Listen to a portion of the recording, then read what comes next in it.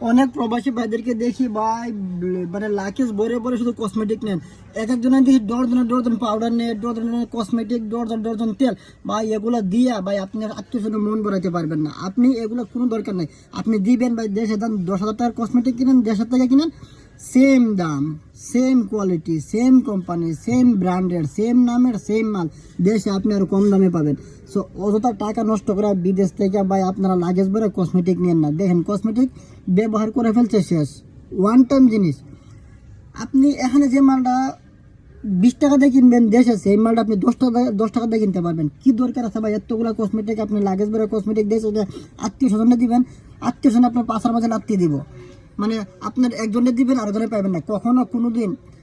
খুদ আল্লাহ আমরা এত টাকা পয়সা দিয়ে আল্লাহ আমরা খুশি করতে পারে না। মাঝে মধ্যে আল্লাহর উপর আমরা রেগে যাই, আল্লাহ অমুকের এত বড় লোক বানাইছে, আমার কেল্লা আল্লাহ গরিব বানাইছে। দয়া করে ভাই টাকা খরচ করে আপনি কসমেটিক নেবেন না, আপনাদের হাতে পায়ে ধরি। আপনি বিদেশ থেকে নেবেন একটা জিনিস, সেটা হলো স্বর্ণ। দেশে গেছেন বিপদে পড়ছেন, কাজে লাগবে।